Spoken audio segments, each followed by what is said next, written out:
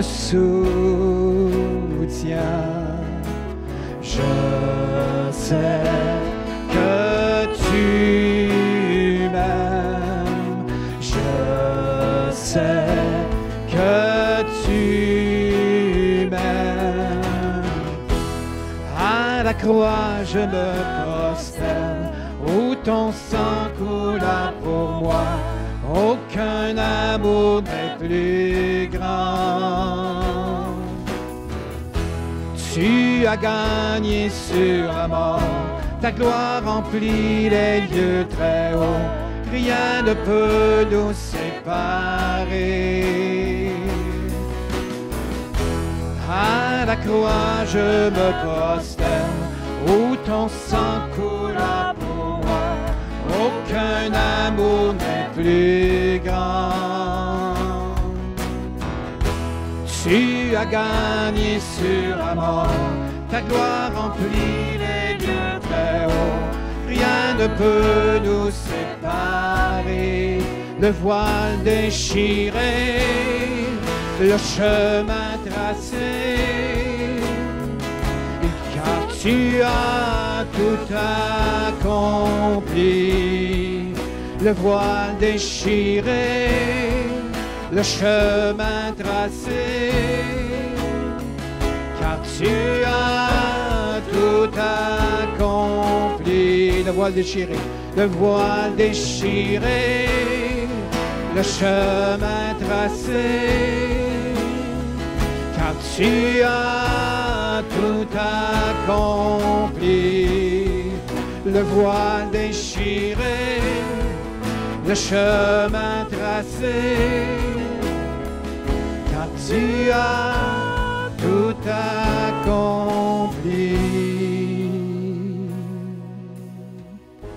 Si tout s'effondre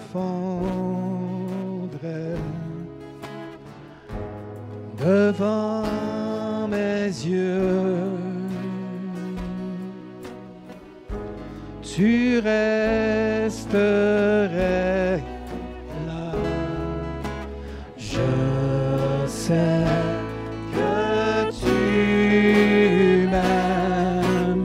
Je sais que tu m'aimes. À la croix, à la croix, je me prosterne, où ton sang coula pour moi. Aucun amour n'est plus grand. Tu as gagné sur la mort, ta gloire remplit les lieux très hauts. Rien ne peut nous séparer. À la croix, je me prosterne, où ton sang coula pour moi. Aucun amour n'est plus grand. Tu as gagné sur la mort, ta gloire remplit les lieux très hauts. Rien ne peut nous séparer.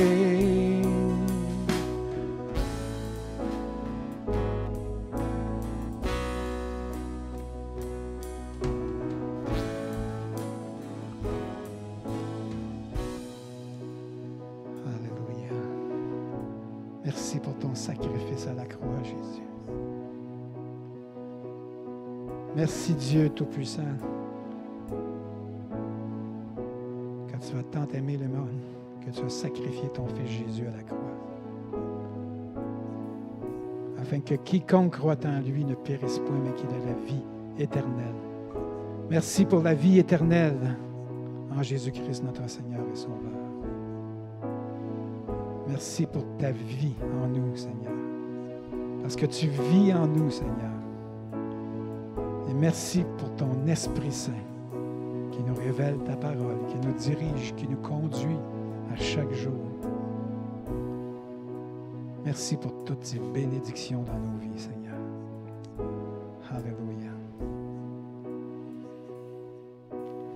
Seigneur, je veux te dire combien je t'aime. Alléluia.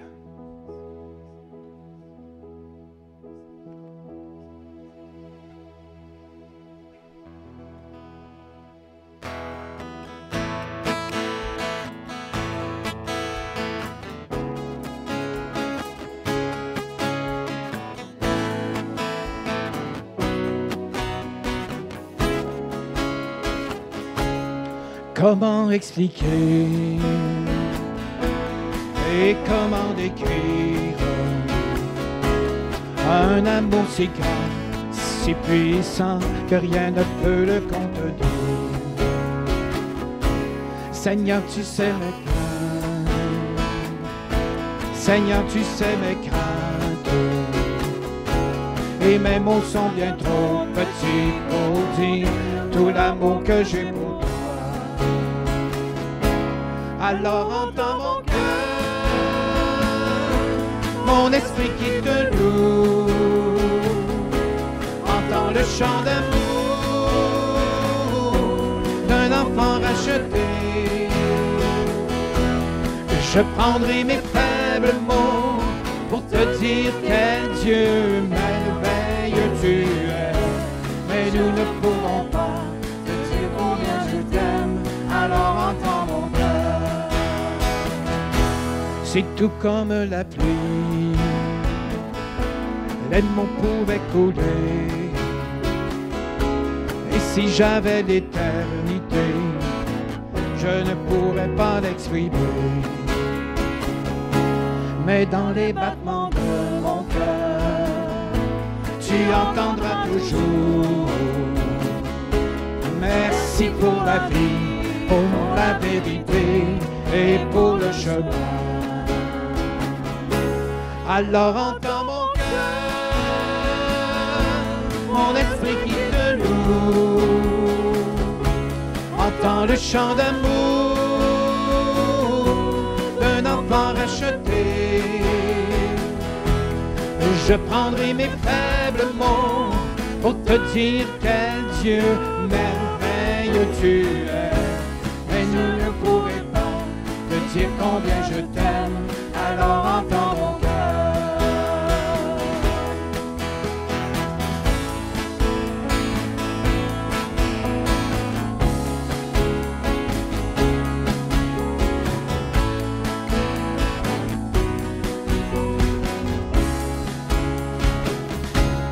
Tu sais nos espoirs, Seigneur, tu sais nos craintes. Et nos mots sont bien trop petits pour dire tout l'amour que nous avons. Entends mon cœur, alors entends nos cœurs, nos esprits qui te louent. Entends le chant d'amour de tout est racheté. Et nous prendrons nos faibles mots pour te dire quel Dieu merveilleux tu es. Mais nous ne pourrons pas te dire tout notre amour, alors entends nos cœurs. Tout le monde ensemble. Alors entends nos cœurs, nos esprits qui te louent. Entends le chant d'amour de tout est racheté.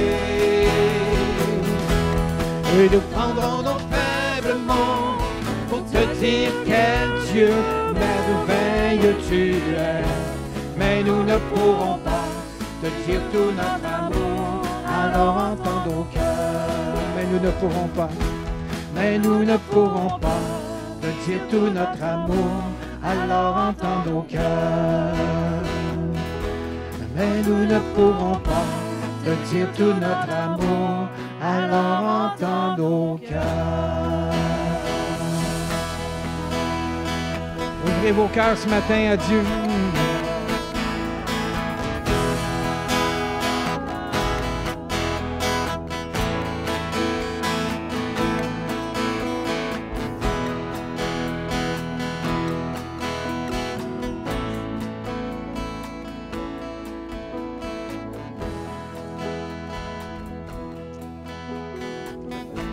Reçois cette louange avec reconnaissance, Seigneur, avec action de grâce.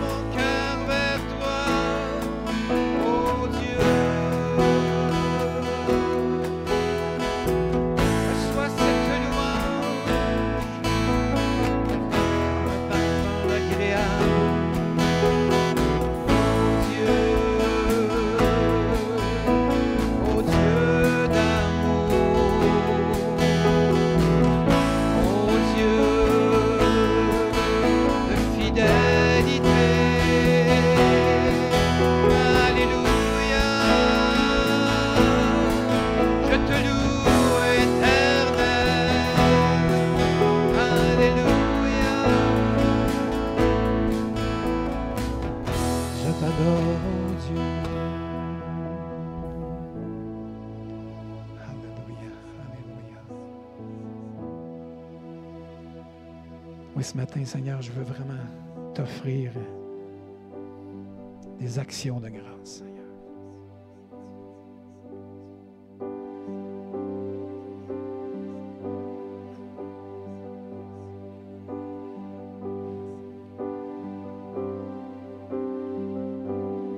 Je veux t'offrir, Seigneur, action de grâce. Je veux t'offrir, Seigneur, toutes mes louanges. Je veux ouvrir mon cœur à ta présence. Je veux m'abandonner à ta volonté.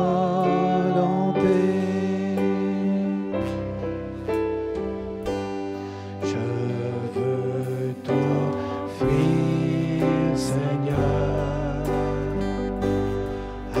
action de grâce. Je veux t'offrir, Seigneur,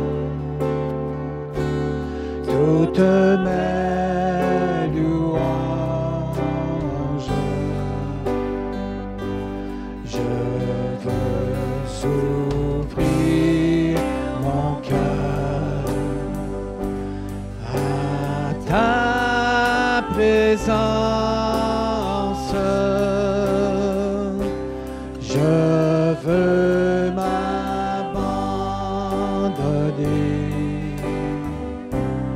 à ta volonté.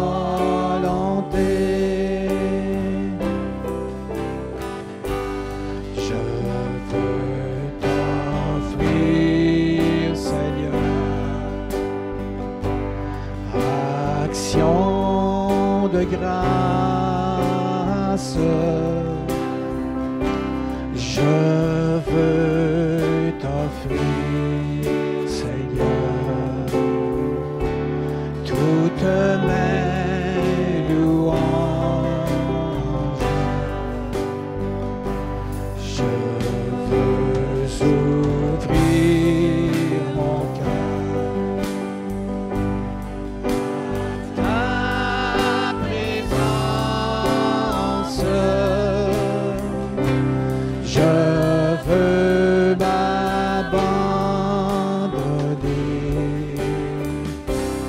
à ta volonté.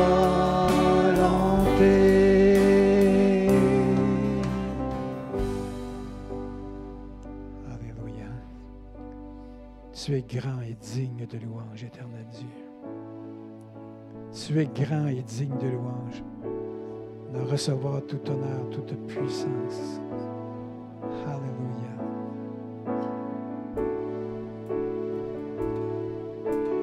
Dieu, tu es grand et digne de louange. Dans la cité de Dieu, la ville sainte, joie de toute la terre.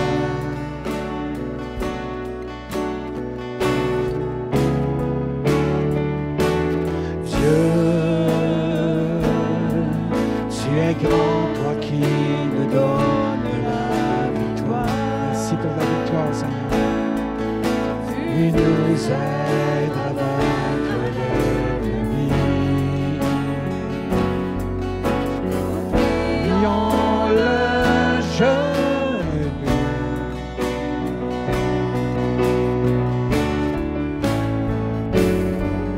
Seigneur, nous voulons élever ton nom.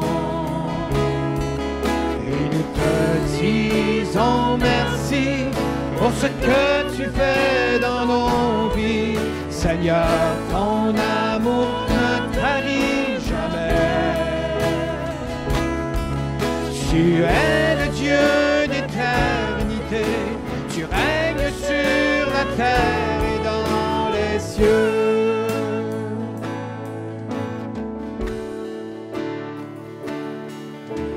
Dieu, tu es grand et digne de louange.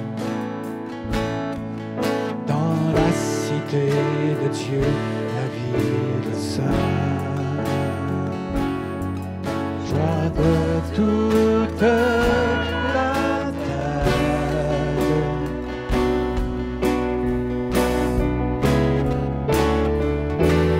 Dieu, tu es grand, toi qui nous donnes la victoire.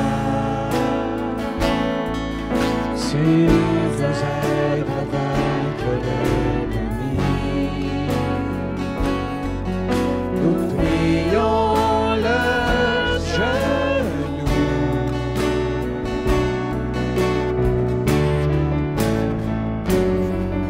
Seigneur, nous voulons élever ton nom et nous te disons merci pour ce que tu fais dans nos vies. Seigneur, ton amour ne tarit jamais. Tu es le Dieu d'éternité, tu règnes sur la terre et dans les cieux.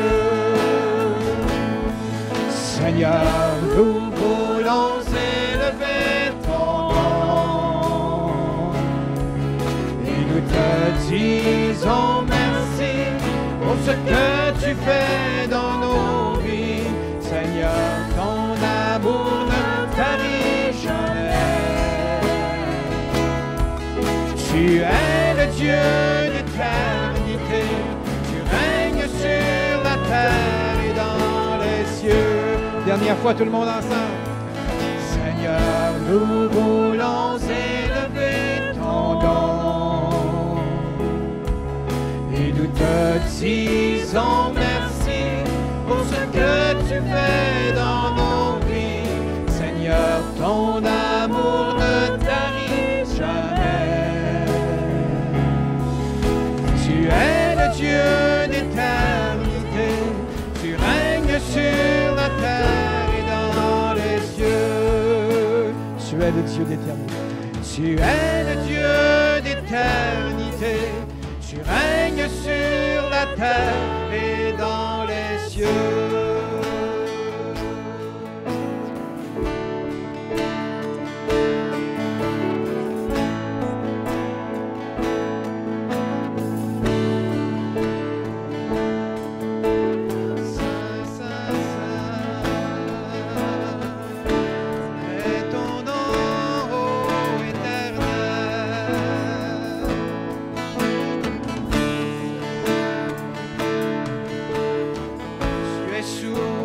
Seigneur, tu es souverain, oh Dieu.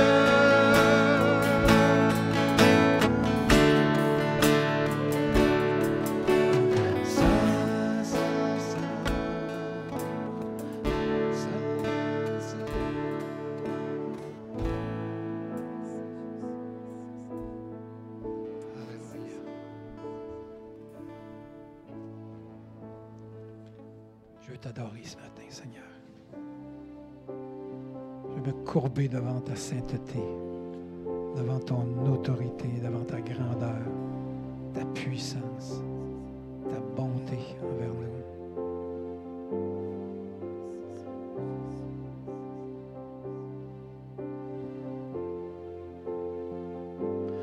Quand je regarde ta sainteté, que je contemple ta beauté, les choses qui m'entourent ne valent plus rien pour moi.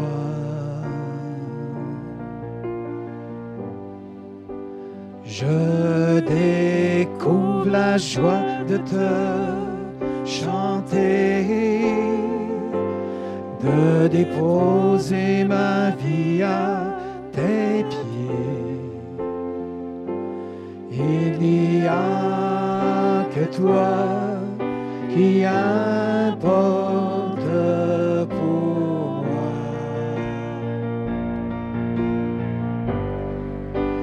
Je veux t'adorer,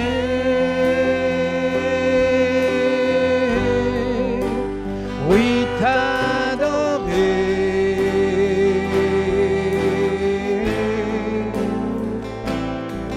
Ma raison de vie, c'est de t'adorer.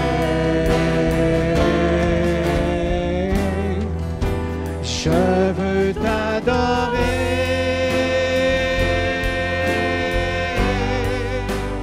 oui t'adorer.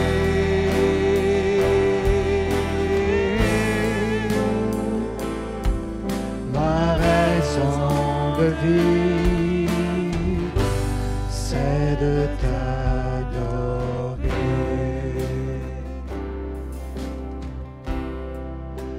Quand je regarde ta sainteté,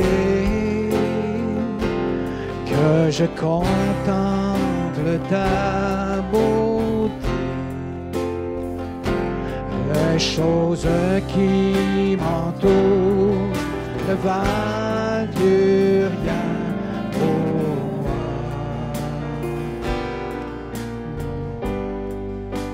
Je découvre la joie de te chanter,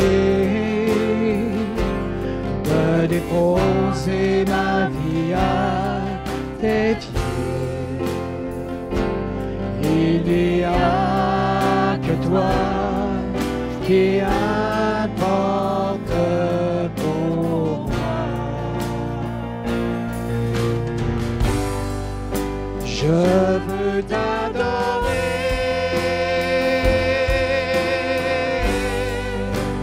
oui t'adorer.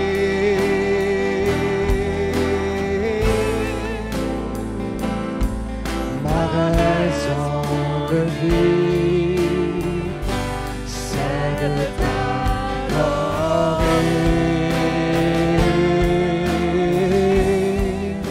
Je veux t'adorer, oui t'adorer.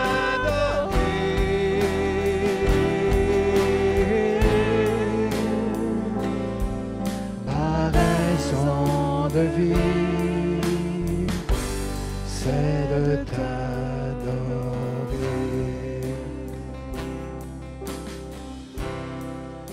C'est la raison pour laquelle je vis. C'est la raison pour laquelle je vis. C'est la raison pour laquelle je vis, pour t'adorer mon Dieu. C'est la raison pour laquelle je vis. C'est la raison pour laquelle je vis. C'est la raison pour laquelle je vis, pour t'adorer mon Dieu. C'est la raison pour laquelle je vis. C'est la raison pour laquelle je vis. C'est la raison pour laquelle je vis, pour t'adorer mon Dieu.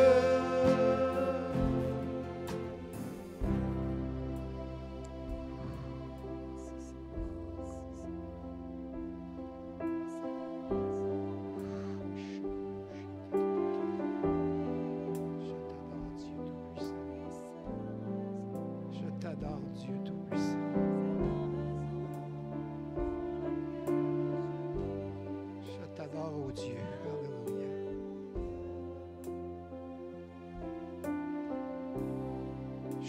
courbe devant toi, Seigneur.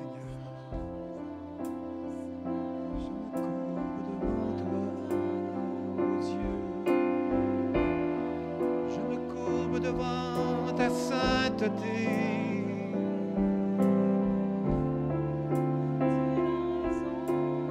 je m'humilie devant toi, ô Dieu.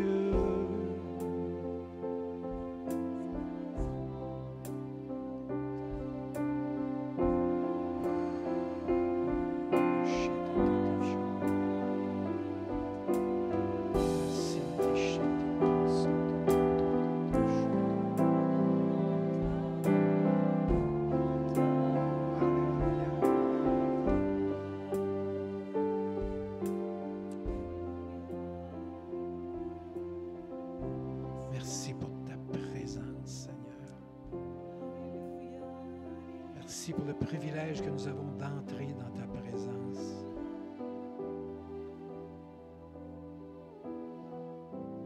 Merci pour le privilège que nous avons de toucher ton vêtement, de s'asseoir à cette table céleste avec toi. Merci pour ce privilège.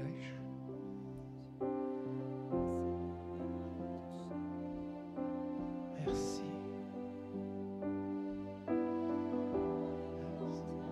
Nous te disons merci. Merci, nous te disons merci de tout notre cœur.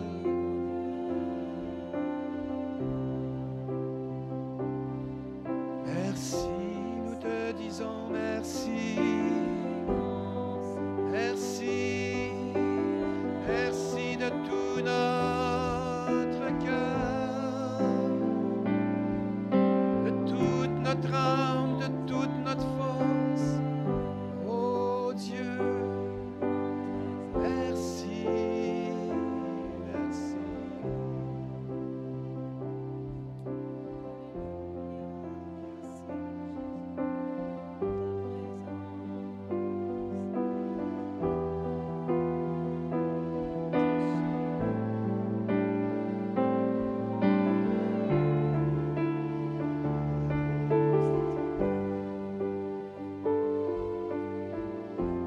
Touche chacun des cœurs ici ce matin, Seigneur.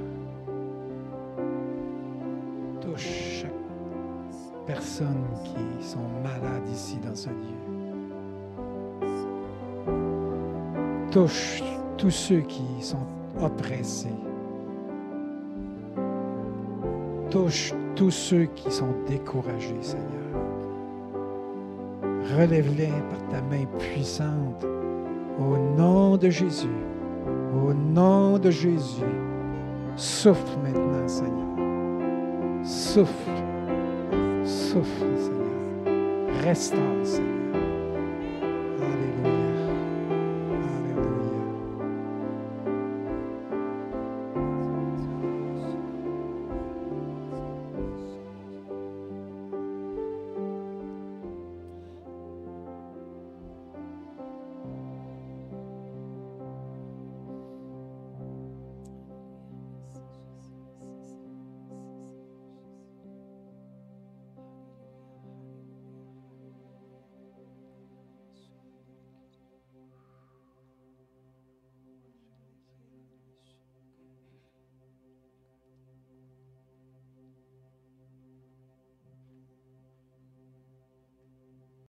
Excusez-moi, tout à l'heure, il a fallu que je m'absente parce que j'avais un petit malaise. Puis, au lieu de vous incommoder, j'ai donné la place à Donald.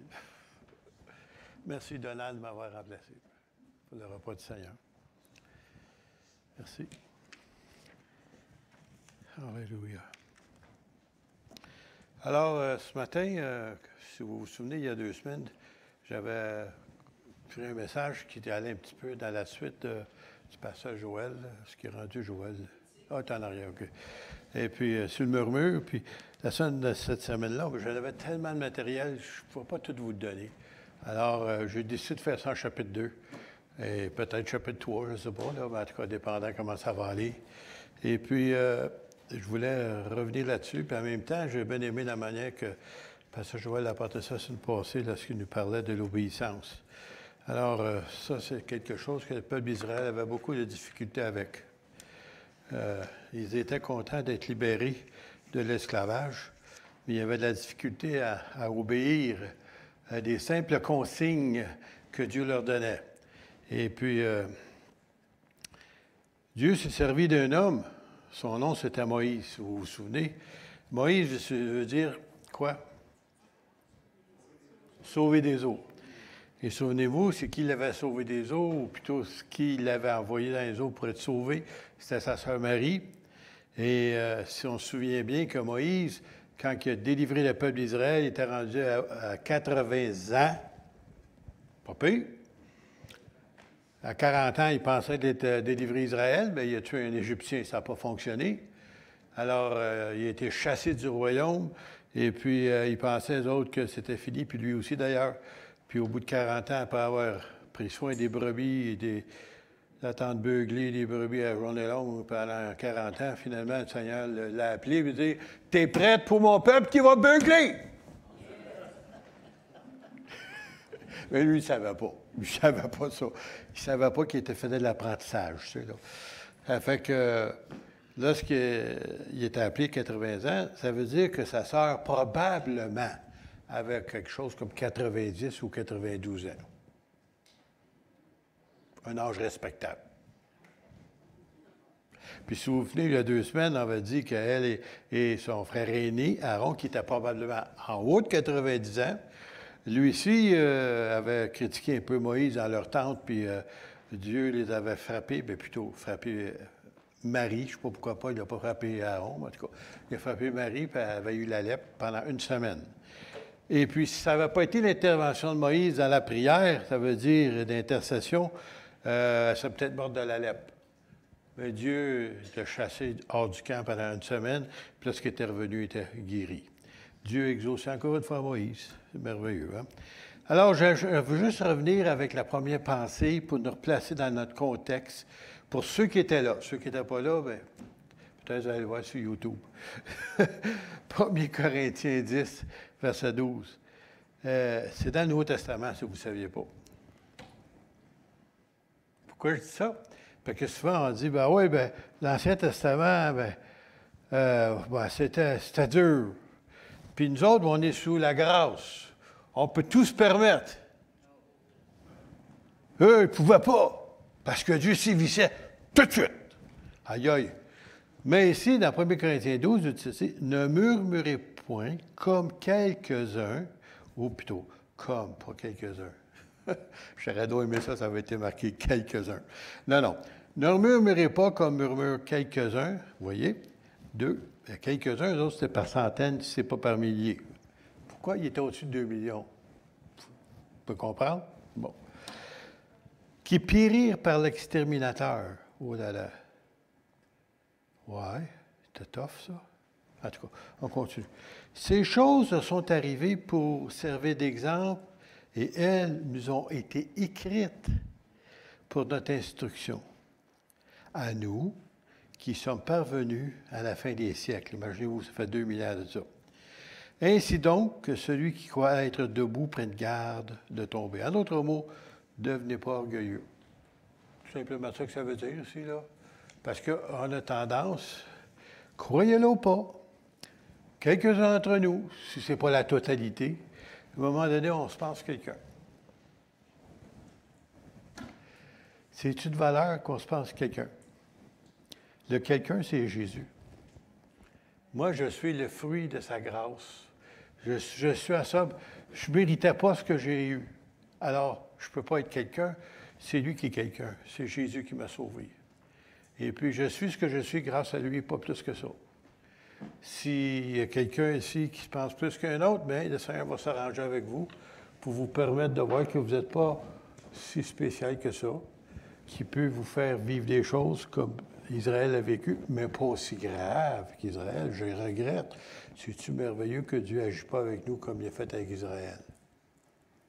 Parce qu'avec Israël, tout de suite, aïe aïe, fait de mal. Mais pas juste aïe aïe, c'était des morts. C'était physique. On va lire quelque chose ici que la plupart des chrétiens ne lisent pas, l'Ancien Testament. Pourquoi ils vont dire ça? Ah, c'est pas nous autres, c'est pas pour nous autres. On vient lire tout à l'heure que c'était écrit pour nous, notre instruction pour nous qui sommes parvenus à la fin des siècles. Alors, on va lire ici un récit qui n'est pas de tout à fait beau à lire, mais c'est vrai. Puis c'est arrivé, puis c'est l'histoire d'Israël.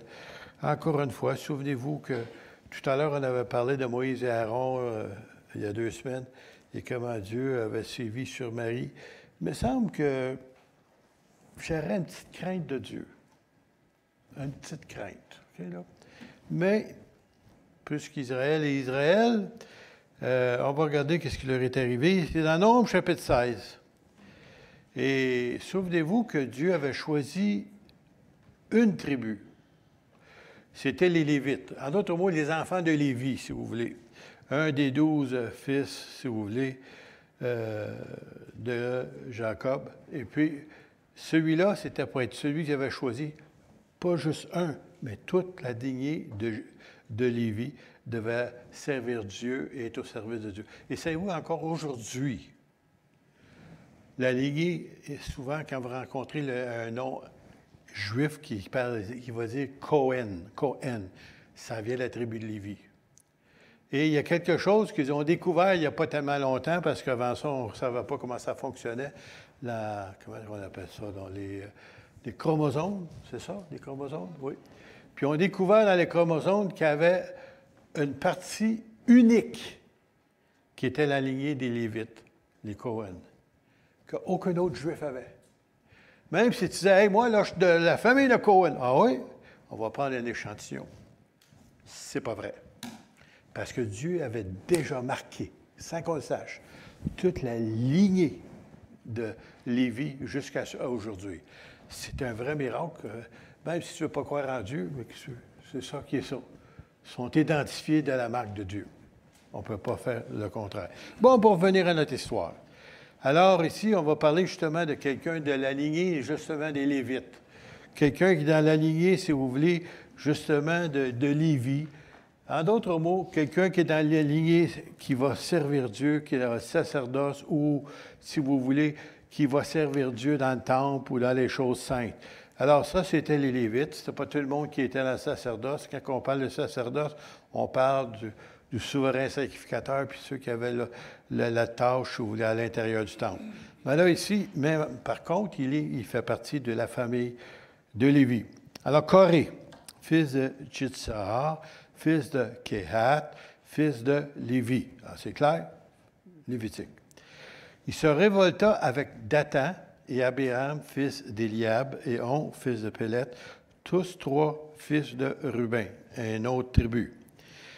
Ils se soulevèrent contre Moïse avec 250 hommes, des enfants d'Israël, des principaux, pas des petits Joe Blow, là, des petites personnes pas importantes. Non, non, non. Des principaux, des gens reconnus, des gens élevés, si vous voulez. De ceux des principaux d'Israël, de l'Assemblée, de ceux qu'on l'a convoqué à l'Assemblée, et qui étaient des gens de renom. Alors, ce n'était pas n'importe qui. Ils s'assemblèrent contre Moïse. Et qu'est-ce qui se passe quand on s'assemble contre Dieu, le peuple de Dieu, s'assemble contre le choix de Dieu, qui était Moïse, Aaron, parce qu'Aaron était le souverain sacrificateur, et il leur dit, « C'en est assez, car toute l'Assemblée, tout Israël qui était là, tous sont saints, et l'Éternel est au milieu d'eux. Pourquoi vous élevez-vous au-dessus de l'Assemblée de l'Éternel? » Pensez-vous que Moïse va avoir ce job-là? Souvenez-vous de Moïse, quand le Seigneur il a parlé, lorsqu'il était au pied du mont, où si vous voulez, que l'arbuste brûlait, et ainsi de suite, et puis que Dieu lui a dit qu'il l'avait choisi. Il dit, pas moi, pas non. Je ne suis pas capable de parler. Et tu t'en vas vers Pharaon. 40 ans plus tard, lui qui aurait pu être un pharaon, parce qu'il était dans la lignée royale, là, maintenant, 40 ans plus tard, je ne suis pas capable de parler.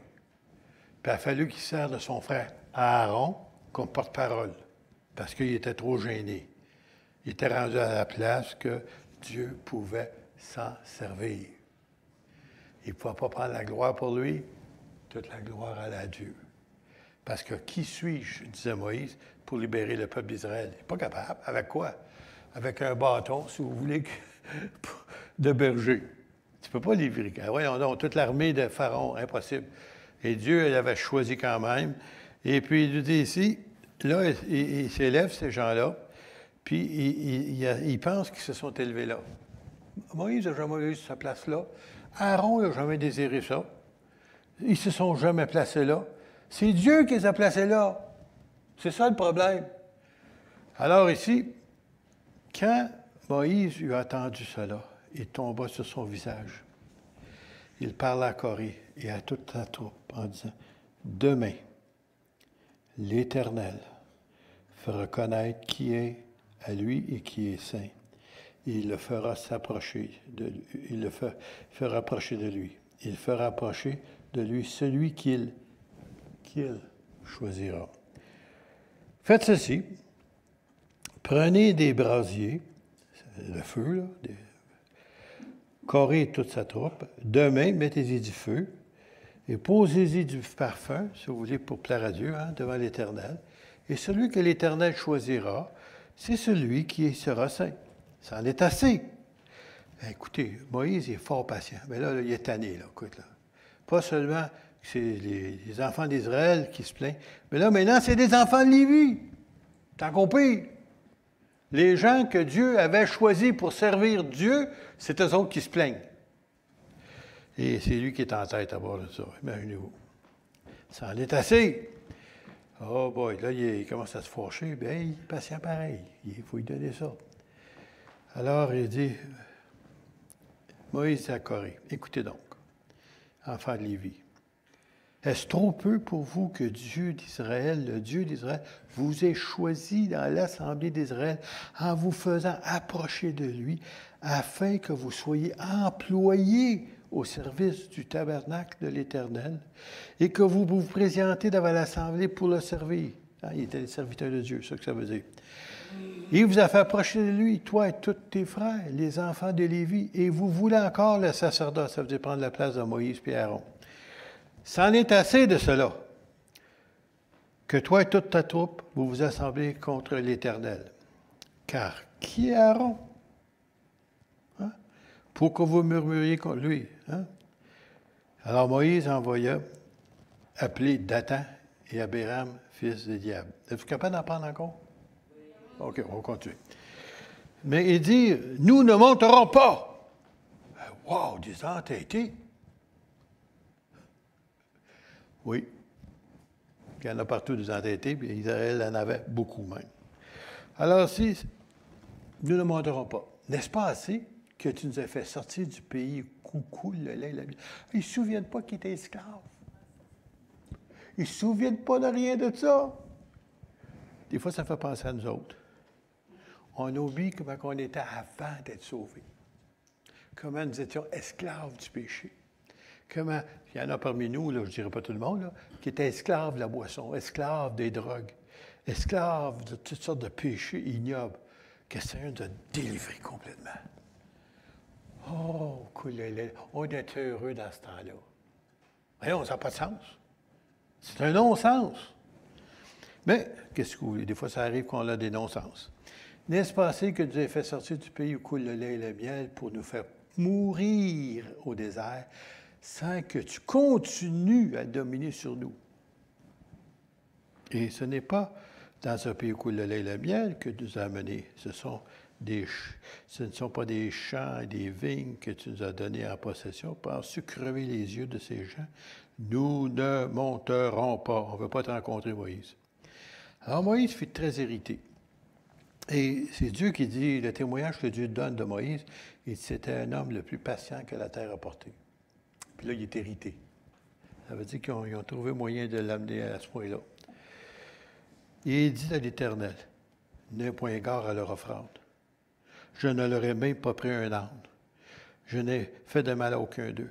Et Moïse dit à Corée, toi et toute ta troupe, trouvez-vous demain devant l'Éternel. Toi et eux avec Aaron. Prenez chacun votre brasier, mettez du parfum, présentez devant l'Éternel chacun votre brasier. Il y aura 250 brasiers, 250 personnes. Toi et Aaron, vous prendrez aussi chacun votre brasier. Ils prirent chacun leur brasier, mit le feu, posèrent du parfum, et c'était à l'entrée de la tente d'assignation. La tente d'assignation, c'est la place où Dieu rencontra Moïse et Aaron. En d'autres mots, c'était la place qui était le tabernacle. C'était la place que personne ne pouvait entrer sauf Moïse ou le sacrificateur. Alors, et Corée convoqua toute l'assemblée. C'est aussi lui qui convoque tous les gens. Je ne sais pas combien de monde qu'il y avait là, mais il y avait du monde là. Comme on dit anciennement, il y avait du monde à la messe. Hey. Il convoque toute l'assemblée contre Moïse. C'est assez clair, hein? À l'entrée de la tente. Alors, la gloire de l'Éternel apparut à toute l'assemblée. Alors, peut-être vous, ça ne vous dit pas grand-chose, ça, ce qu'on lit là. Mais quand la gloire de l'Éternel descendait, c'était le feu ou une colonne de nuée qui descendait sur la tente. Tout le monde pouvait le voir. Tu n'as pas dit, hey, écoute, là, Moïse, tu as fabriqué quelque chose, là, c'est magique ce que tu as fait. Non, non, non. La gloire de Dieu descendait, puis tout le monde pouvait le voir. Ça voulait dire que Dieu était au milieu des autres. Il y avait une représentation de Dieu. Et l'Éternel parla à Moïse et à Aaron et dit, séparez-vous du milieu de cette assemblée et je les consumerai en un seul instant. Vous savez, c'est quoi consumer? Te faire incinérer vivant. Quand tu es mort, ça fait pas mal. Mais quand tu es vivant, boy, ça doit faire mal. Ils tombèrent sur leur visage. Qui? Moïse et Aaron. Ils disent, ô Dieu des esprits, de toute chair, un seul homme a péché et tu t'irriterais contre toute l'assemblée, parce que l'assemblée s'était assemblée avec eux autres contre Moïse. C'est pour ça qu'il dit ça. L'Éternel parle à Moïse et dit, parle à l'assemblée. Il dit, retirez-vous de toutes parts, loin de la tente de Corée et de Dathan et d'Abiram. Moïse se leva à Dathan et Abiram, et les anciens d'Israël le suivirent. Pourquoi je vous lis ça? C'est pour que vous voyez que c'est écrit. C'est pas mon invention, là, OK? C'est écrit. Okay? Alors, il dit, il se retirait de toutes parts, loin de l'évidemment de Corée. On va sauter quelques versets. Moïse dit, à ceci, vous connaîtrez que l'Éternel m'a envoyé pour faire toutes ces choses et que je n'agis pas de moi-même. Si ces gens meurent, comme tous les hommes meurent, s'ils subissent ce sort commun à tous les hommes, ce n'est pas l'Éternel qui m'a envoyé. Mais, si l'Éternel fait une chose inouïe, si la terre ouvre sa bouche pour les engloutir, et tout ce qui leur appartient, et qu'ils descendent, comment? Vivant. L'autre, c'est consumé, là, c'est vivant. Dans ces jours de mort, vous saurez alors que ces gens ont méprisé l'Éternel. Imaginez-vous là, Moïse est capable d'ouvrir la terre. Voyons donc. Tu as déjà vu quelqu'un? Aujourd'hui, ça prend la dynamite, pas encore là. On ne sait même pas comment ouvrir la terre. Tu sais. Il nous dit ici, vous saurez que ces gens ont méprisé. Comme il achevait de prononcer toutes ces paroles, la terre s'ouvrit sous eux, se fendit, et la terre ouvrit sa bouche et les engloutit, et eux, leur maison, et avec tous leurs biens de Corée et leurs biens. Et ils descendirent vivants dans le séjour des morts, eux et tout ce qui leur appartenait. Ça, ils étaient descendants de Lévi, ça ici. La terre les recouvrit, fermée par-dessus, et ils disparurent du milieu de l'assemblée. Et toute l'assemblée était autour d'eux, s'enfuit à leur cri, car ils disaient, « Fuyons de peur que la terre ne nous engloutisse. » Les autres aussi avaient peur. Et finalement, verset 35, un feu sortit d'auprès de l'Éternel et consuma les 250 hommes qui offraient le parfum. C'est dans la Bible, ça. C'est une partie qu'on ne lit pas en général parce qu'on ne l'aime pas, mais c'est là. Mais il y avait quelque chose d'autre, je voulais vous lire tout de suite après que je n'ai pas donné en arrière. Pauvre Pierre, je vais le faire travailler encore, qui est en arrière là-dessus. C'est toujours dans l'ombre que je voulais vous lire ça, puis j'ai pensé après. Et puis, je vais vous lire ici, attendez. Voilà. Alors, imaginez-vous, après cet événement-là, j'aurais pensé, je ne sais pas vous si vous êtes comme moi, mais j'aurais pensé que le peuple d'Israël aurait appris une leçon. Il me semble que j'aurais eu une petite crainte. Ils ont eu peur sur le coup, c'est vrai, mais m'a dit après, là, tu réfléchis, tu es rendu le lendemain, OK? Mais c'est marqué ici, toujours dans le chapitre 16, et à partir du verset 41, dès le lendemain. On a la mémoire courte des fois, hein? Pas le mois suivant. Dès le lendemain, toute l'Assemblée d'Israël murmura contre Moïse. Il était bon ton message, Joël. Tu murmures. On l'a ici encore. Le lendemain, ça se peut-tu? Comment est-ce que tu peux avoir la tête dure et le cœur dur? Murmura contre Moïse et Aaron en disant, « Vous avez fait mourir le peuple de l'Éternel. » Qui ouvre la terre? Pas Moïse. Qui a envoyé le feu pour brûler ces 250 rebelles? C'est pas Moïse. Puis là, il arrive et dit, « Vous avez fait mourir. » Ça vous montre comment ils sont entêtés et ne comprennent absolument rien. Regardez bien ça. Pierre, je vais faire travailler. Comme l'Assemblée se formait contre Moïse et Aaron, et comme ils tournaient les regards vers la tente d'assignation, ça veut dire où la tente où Dieu les rencontrait, la nuée la couvrit et la gloire de l'Éternel apparut. Oh oh! Oh oh! Oh oh! Il va se passer quelque chose! Quoi? C'est ceux qui vivent, hein? Et Moïse et Aaron arrivèrent devant toute la tentation, et l'Éternel parla à Moïse et dit, « Retirez-vous du milieu de cette assemblée, je les consumerai en un instant. » 2 millions de personnes auraient pu mourir ce journée-là. On n'aurait jamais entendu parler après ça d'Israël, ça serait défacé. Mais ils avaient un intercesseur du nom de Moïse et Aaron. Ils tombèrent sur leur visage et Moïse et Aaron prennent le brasier, baiser du feu sur l'autel, poser du parfum, va promptement vers l'assemblée et fait pour eux l'expiation, car la colère de l'Éternel a éclaté et la plaie, le coronavirus, la plaie a commencé. Et cette journée-là, verset 49, il y eut 14 700 personnes qui moururent de cette plaie, outre ceux qui étaient morts à cause de Corée. Oh, monsieur, quand je disais ça, je disais, qu'est-ce qui se passe que le peuple soit si entêté que ça? Qu'ils ne comprennent pas qu'on ne joue pas avec la gloire de Dieu. Dans ce temps-là, là, ils n'étaient pas sous la grâce comme nous autres. Jésus n'était pas encore arrivé. Les autres, là, t'obéis ou bien tu es frappé, un ou l'autre. Ou bien tu te repens, si tu as le temps. Il y en a qui n'ont pas eu le temps. Ah, là. Monsieur leur avance. Je ne pourrais pas continuer. Je vous ai dit, il va peut-être avoir un chapitre 3. Alors, oh boy. En tout cas, je vais essayer de vous donner ça aussi vite que possible, puis je ne finirai pas certainement. Deutéronome 4. Oh. Veillez sur vous. Pas veiller juste sur les autres, là. Veillez sur vous. Sur vous. C'est facile de veiller sur les autres, hein? On voit tout le défaut des autres, il est mal payé, il a oublié de faire ci, regardons ça, sa cravate est tout croche. En tout cas, on veille sur les autres, puis on ne se regarde pas. Maintenant, il dit, veillez sur vous, afin de ne pas mettre en oubli l'alliance que l'Éternel, votre Dieu, a traitée avec vous, et de ne point vous faire d'image taillée, parce que d'autres avaient tendance en Égypte d'avoir des statues, là, de représentation quelconque, l'Éternel, ton Dieu, t'a défendu.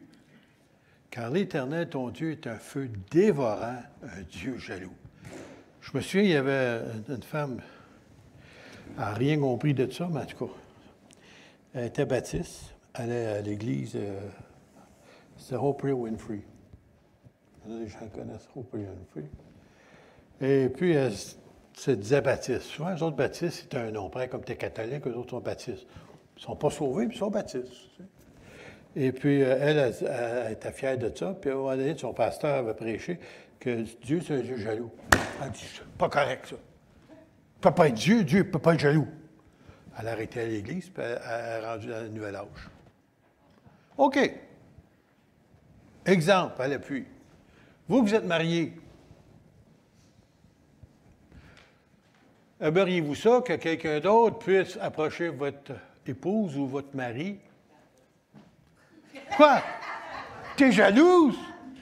Donc, il y a une jalousie qui est saine, puis une jalousie qui n'est pas saine. Et celle de Dieu, il ne voulait pas partager son peuple avec des démons. Parce que tous les idoles, si vous lisez dans le Nouveau Testament, il disait à chaque idole, il y a des démons. Il ne voulait pas. Il voulait que ce soit entièrement à lui. Et votre mari ou votre femme veut que vous soyez entièrement à elle ou à lui. Elle ne veut pas être partagée, ni lui, ni elle. D'accord, ceux qui sont mariés? Il n'y a pas d'amen? Ben voilà. J'ai eu chaud. OK, on va vite, on va sauter plus loin. Chapitre 9, verset 1. Écoute Israël, toujours dans Deutéronome. Tu vas aujourd'hui passer le Jourdain pour te rendre maître des nations plus grandes et plus puissantes que toi. Des villes grandes et fortifiées jusqu'au ciel. Souvenez-vous de Jéricho. D'un peuple grand, de haute taille. C'était des géants, les gars, 9 et 10 pieds de haut. Ça fait peur, ça. Quand tu vois un gars de 6 pieds 4, des fois, tu es nerveux un peu. Mais toi, tu as rencontré un 10 pieds, tu sais, bon, tu comprends. Des enfants d'Anak que tu connais et dont tu as entendu dire, qui pourra tenir compte des enfants d'Anak, qui pourra tenir compte de ces gens-là. Sache, aujourd'hui, que l'Éternel, ton Dieu, marchera lui-même devant toi comme un feu dévorant. Ouf! Le montagne sur le bord, voilà. Hein, sur le côté, pas qu'il brûle, mais sur le bord. Un feu dévorant, c'est lui qui les détruira, qui les humiliera devant toi, et tu les chasseras, tu les feras périr promptement, comme l'Éternel te l'a dit. Oh, c'est une belle chose. C'est encourageant, ça. Ils n'ont rien compris. Ils n'ont pas voulu rentrer au début, puis on passe un autre 40 ans dans le désert. C'est-tu difficile d'obéir? Ah, Joël, c'est difficile d'obéir. L'obéissance. Et tu vous le donnes, rentrez, allez-y. On va se faire tuer. On est comme des sauterelles à nos yeux, pas à leurs yeux. Puis à cause de ça, ils ont resté 40 ans dans le désert. Puis tous ceux qui étaient en haut de 20 ans sont tous morts dans le désert. Alors, c'est seulement les jeunes qui ont rentré. Je veux vous donner un dernier verset parce que les heures d'intervention, il y a eu tellement du bon temps dans la louange ce matin. Ça prochaine fois l'autre. Hébreux 12. Ça, on tombe dans le Nouveau Testament. C'est pourquoi, recevant un royaume inébranlable, qui ça? Nous autres, montrons notre reconnaissance à rendre à Dieu un culte qui lui soit agréable, avec piété, écoutez bien, avec piété et avec crainte. Ça, c'est une partie qu'on oublie dans notre salut, de notre conversion. Tu sais, on va, tout est permis, on est sauvé par grâce. Tout. Non, c'est pas comme ça. La grâce, ça donne le permis de vivre pour Dieu. Pas vivre avec le diable, puis vivre avec Dieu, vivre avec le... Non. Tu sers Dieu, puis tu ne vis pas comme les gens du monde. Tu es différent des gens du monde. Dieu voulait qu'Israël lui appartienne, pas qu'il appartienne comme les gens du monde, ou les autres nations, ou les idolâtres. Non. Après ça, il dit ceci. Car notre Dieu est aussi un feu dévorant. C'est écrit où? Dans le Nouveau Testament. J'avais d'autres choses à vous donner, mais malheureusement, je n'ai pas le temps. Ça sera plus tard. Mais ça va aller avec ce qu'on a touché. Puis là, on va tomber dans le Nouveau Testament. Puis vous allez voir que notre Dieu, il n'a pas changé. Malgré qu'à cause de la grâce, à cause de Jésus, il est donc patient avec nous autres. Il est donc patient. Cette patience, des fois, je me sens tellement indigne de le servir. Je me sens tellement indigne d'avoir été sauvé. Seigneur, pourquoi tu m'as choisi? Pourquoi moi? Seigneur, tu aurais pu prendre l'autre à côté. Vous êtes-vous jamais posé cette question-là? Vous avez été choisi. Ce n'est pas un hasard que quelqu'un vous a adressé la parole, vous a témoigné, vous avez entendu le message de l'Évangile, vous avez été sauvés. C'est une grâce que Dieu vous a accordée. Et ce n'est pas un hasard. Et aucun de nous autres, moi inclus, ne mérite l'appel que Dieu a placé sur notre vie. Alors que le Seigneur vous aide à saisir ce message-là. Ce n'est pas un message de condamnation, juste un message pour vous montrer que même dans le Nouveau Testament, Dieu veut qu'on marche avec respect de sa présence. Ce matin, là, j'en revenais pas. J'étais là aussi, là. J'avais la misère à me contenir. Présence de Dieu. Ouf, c'était tellement beau. Je ne voulais pas revenir. C'est pareil comme si j'étais parti ailleurs, voilà. Là. Dans la présence de Dieu, c'est tellement bon. Et faites attention de ne pas perdre ce que vous avez reçu. Parce que voyez-vous, dans le Nouveau Testament, ce que Dieu fait, il ne frappe pas comme on voit ici, Israël. Non, non, non. Peut-être quelquefois ça peut arriver, mais c'est très rare. Mais qu'est-ce qui arrive? C'est que tout simplement, l'Esprit de Dieu est attristé puis il se retire. On va chanter, on va monter les mains dans les airs, on va faire assemblant, pareil comme on fait d'habitude, parce qu'on s'entend à présent de Dieu, et tout à coup, elle n'est plus là. Peut-être pour les autres, elle l'est, mais pour vous, elle n'est plus. Puis là, comment ça se fait, ça, je ne ressens plus rien? Comment ça se fait, ça, je ne suis plus capable de rentrer à ta présence? Parce que l'Esprit de Dieu est attristé de quelque chose que tu as dit, que tu as fait, puis que tu t'en as peut-être même pas rendu compte. Il est temps que tu te repentes devant le Seigneur, puis le Seigneur va te pardonner, puis à nouveau, la présence de Dieu va revenir. Est-ce que Dieu, qui était la chose la plus triste qu'avait dit Israël, j'avais prêché ça une fois sur un message dans une église, c'est pas ici, mais merveilleux que c'est pas ici. Seigneur, j'ai dit, tu ne peux pas me donner ce message-là. Je ne peux pas le donner, Seigneur. Puis j'étais dans mon bureau, puis je combattais, j'étais à genoux. Seigneur, donne-moi un autre message. Pas celui-là, Seigneur, je ne veux pas le donner. As-tu un autre message pour moi? Il n'y en avait pas d'autre.